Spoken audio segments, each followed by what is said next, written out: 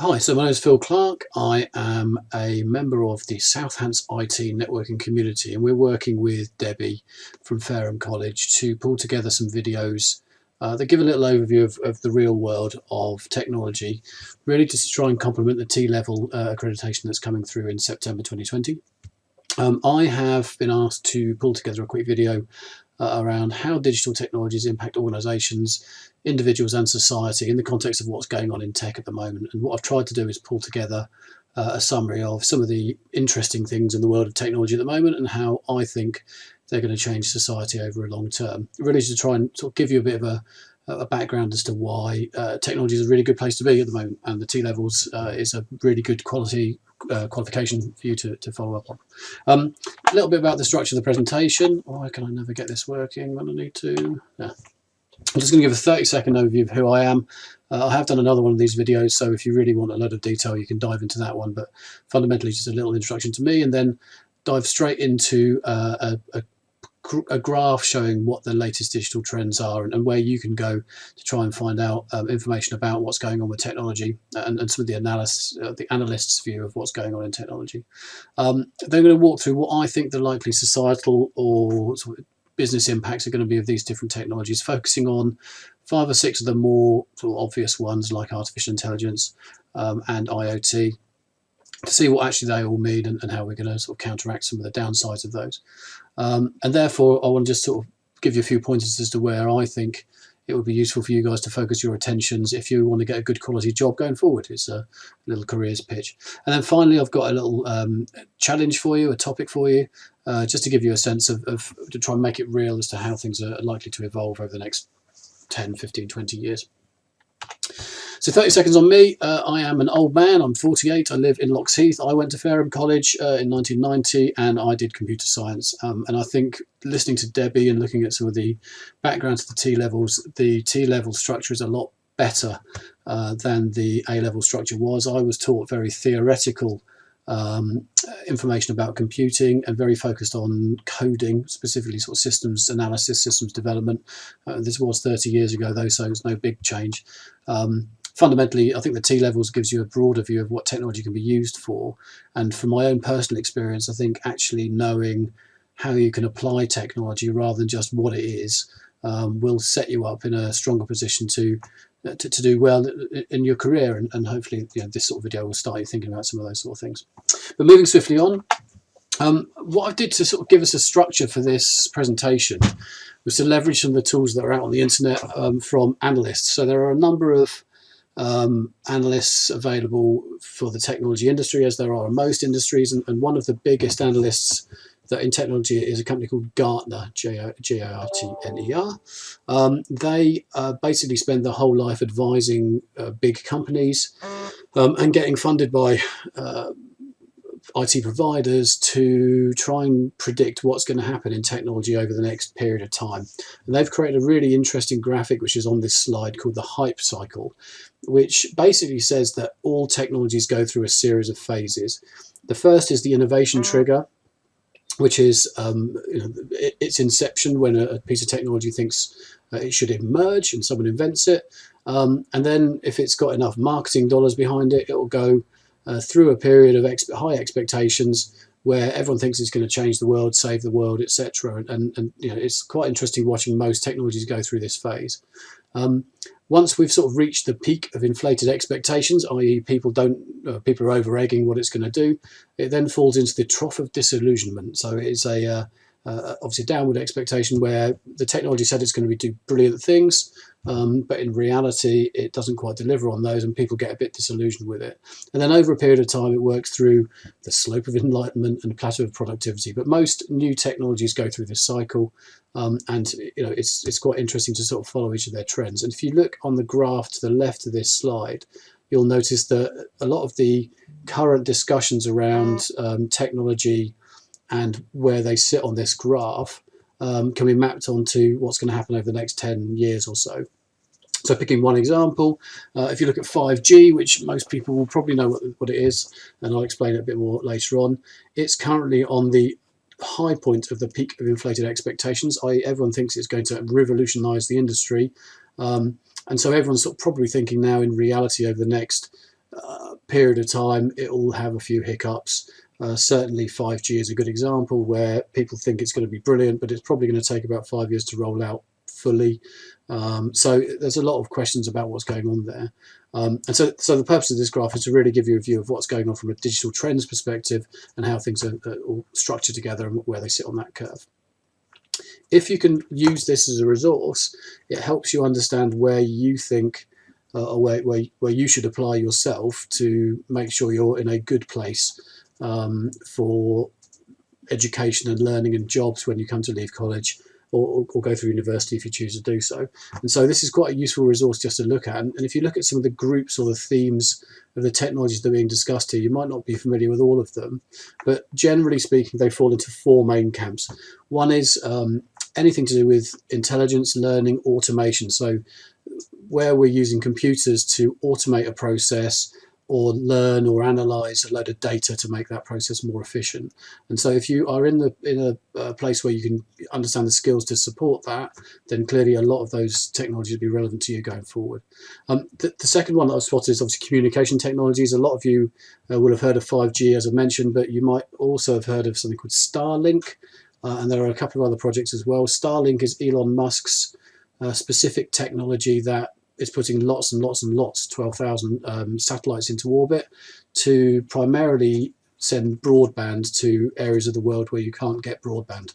And so communication technologies, because of the amount of data that's flowing around the world these days, are really critical to the success of technology going forward, and therefore it's a good place to be from a career perspective. The third theme I spotted was user interfaces. So anything that allows computers to help an individual do something physical, or where a user's engagement with a process is enhanced as a result of technology, such as augmented reality or virtual reality. They're going to continue to get better and better over time, and I think that's probably an area where, from Gartner's perspective, there's lots of technologies being developed to support that. So again, I think if you can understand at a career level where you want to get to, that might be a useful place to go. And then the final thing, lots and lots going on in Gartner's graphs here. It's probably a slightly broader topic than this, but vehicle systems, printing systems, anything that automates a physical act, and obviously autonomous driving or manufacturing can all now be largely automated using technology. And so understanding how those processes work and trying to get your head around how you can engage with those technologies would be a good, sensible use of time, I'd say. But this is sort of interesting. Obviously, there's lots going on in the world of technology, but what does this actually mean? And to try and position technologies in the world as a whole, it's quite interesting just thinking what's going on. As we are 2020, just coming out of the back of, or hopefully coming out of the back of coronavirus, there's lots of bigger issues being sort of mapped out at the moment. One is political, and I think there's a big debate at the moment about the success of capitalism and the success of globalization, and those two things together are probably driving a bit of a shift in the way people see each other and the way countries work together, and therefore how technology could be used or should be used within each individual countries. Without going into my political biases, I think there's some interesting times and interesting roles for technology to help with these dynamics, and certainly things like globalization, which has been largely fueled by technology, might be affected by the way technology goes forward. And if you look at, I'm currently doing this presentation in July 2020, the news last week was Huawei, big Chinese manufacturer, will not be allowed to put their technology in 5G in the UK. And so it gets to the stage where we need to work out whether society will either benefit or be hindered by technology going forward. The other thing I think at a macroeconomic level is definitely worth thinking about environmental and sustainability practices. So on the bottom right hand side of this chart, you'll see the UN's goals for sustainable development, not necessarily directly relevant to technology, but I think politically going forward, society is going to need to solve not just climate change, but the other 17 goals that are down in the bottom right hand corner. Things like trying to get rid of poverty, improve food sources and water availability to the whole world, improve education, etc. And so anything from a technology perspective that enhances these societal goals will be good for industry overall, and obviously good for the planet. So there's some really interesting dynamics going on that technology I think can solve or cause, that we just need to factor into whatever this presentation is going to talk about.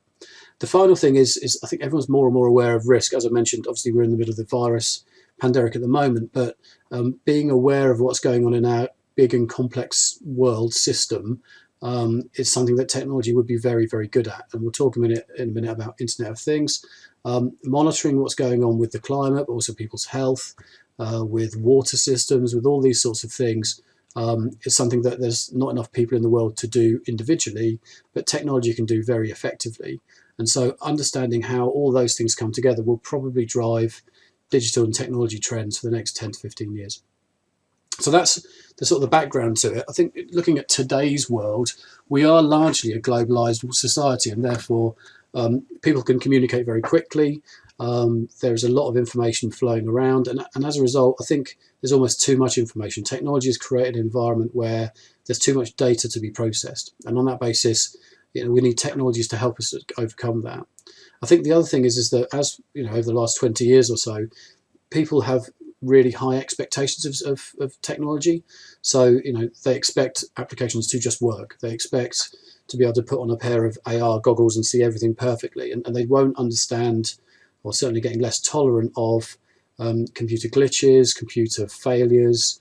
And so reliability and the improvement of technology in that context is going to be very, very key to continuing the use of technology and its improvement in society going forward. I think it's sort of questionable, really, the next point. I've put that people want an easy life. The reality is, I think people want to spend their time doing things they enjoy rather than doing things they don't enjoy. And therefore, automation of things that people don't like doing is probably an area that's going to expand. And if you look at even basic things like robotic hoovering and some of the housework aspects that you can get these days, those sorts of things actually are a really interesting indicator of how people will invest in technologies that make their life easier, albeit not mass adoption yet, but going forward there will be technologies that support improving people's lives. And finally, all of these things are only supportable if we've got a good, thriving internet infrastructure, so communications and connectivity. And on that basis, I think it's really important to get to a position where technology supports good connectivity across the whole planet. So if you look at sort of some specific technologies that we're referring to here, I made reference to 5G and low Earth orbit satellites, all about connectivity. And this is all really trying to get to a position that technology can talk to itself across the whole world, and the various systems can interact to make the best use of the technology available.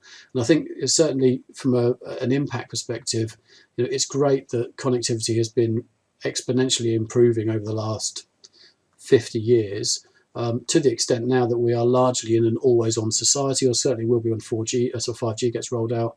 And certainly some of the developing nations such as Africa, certain aspects of Asia, they are hindered by their lack of connectivity, and therefore other methods of getting connectivity to those areas means that we can improve people's lives in those more remote areas.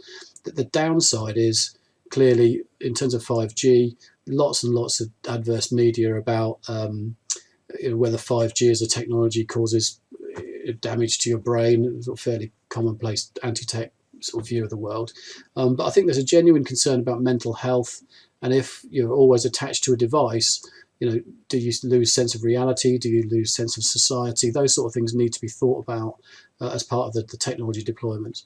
The other thing about the low Earth orbit satellites, I mentioned previously, Elon Musk is one of many companies looking to deploy small shoebox-sized satellites into the low Earth orbit to try and sort of drive broadband connectivity to developing countries.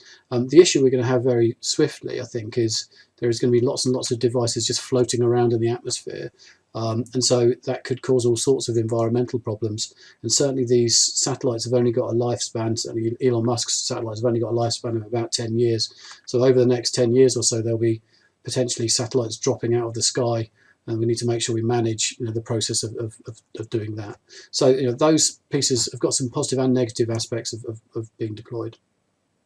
The next three things are really probably all interconnected, and big data is something that's not necessarily a new tech, but the collection of data associated with all sorts of things has been going on for probably about 10 years now. And really, the benefit that's bringing in is it allows us to assess what's going on in the world and analyse it fairly quickly because of the tools we've got around that, which means that we can pretty much look at any situation and analyse what's going on to the extent that we can make it better.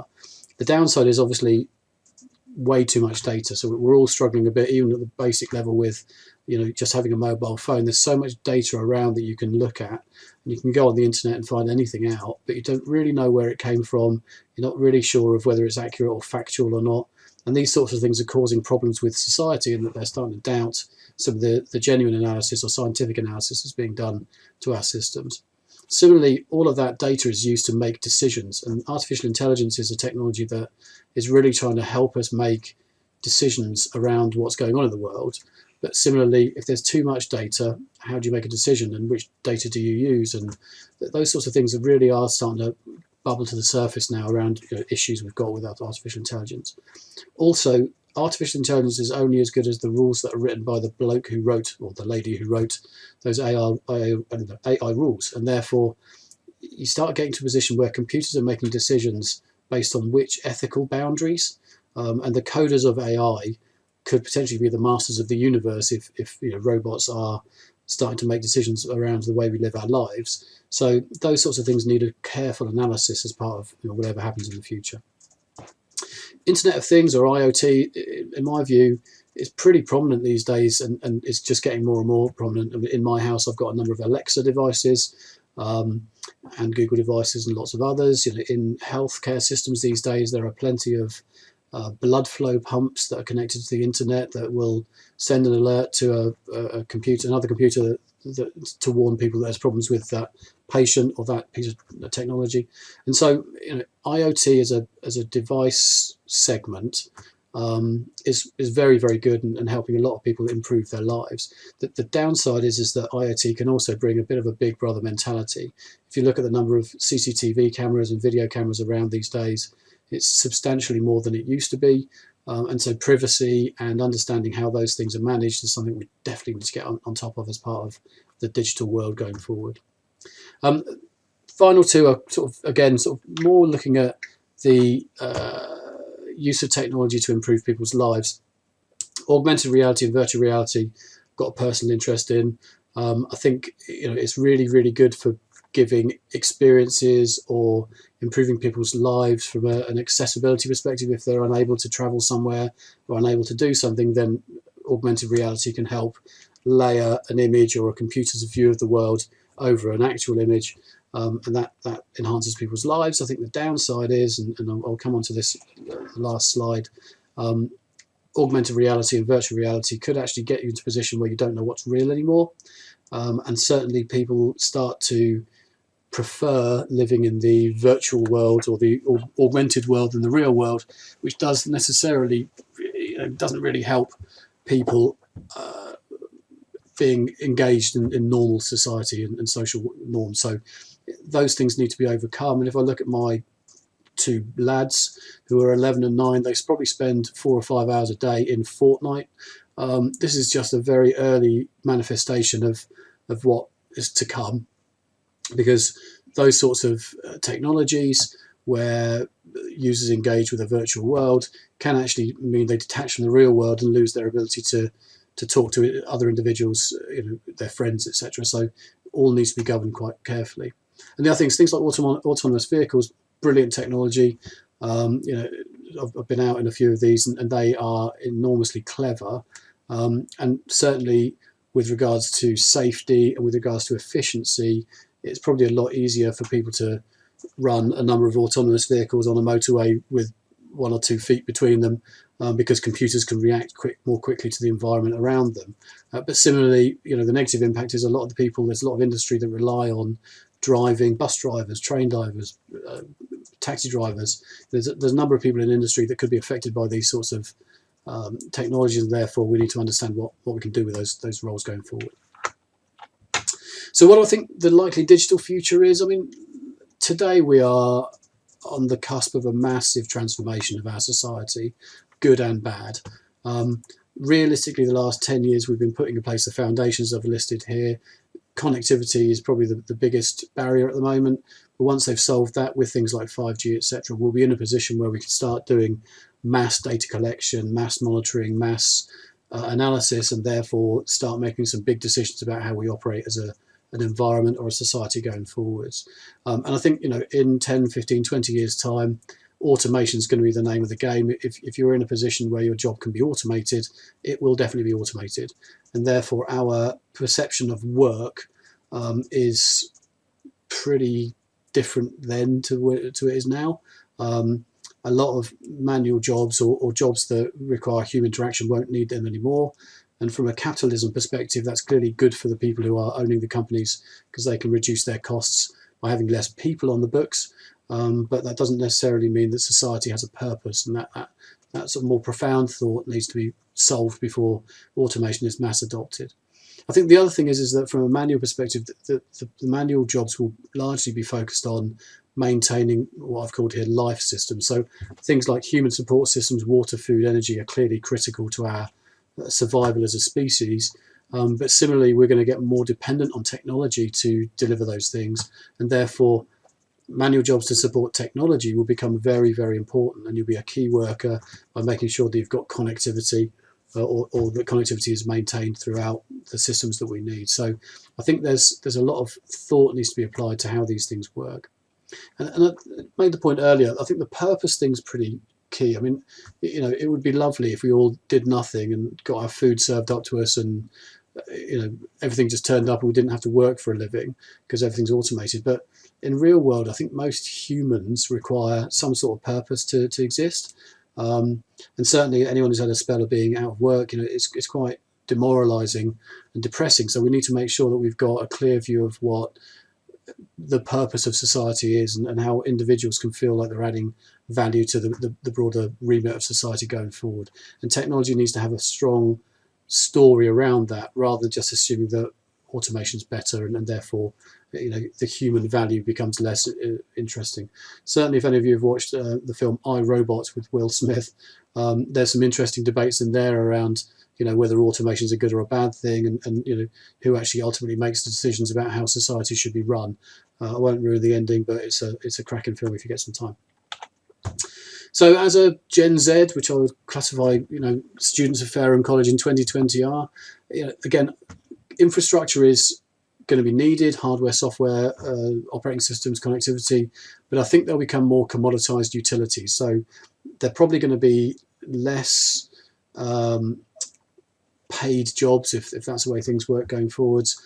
Maintaining a piece of hardware or coding operating systems, will eventually become just the same as water and electricity and those sort of things are today.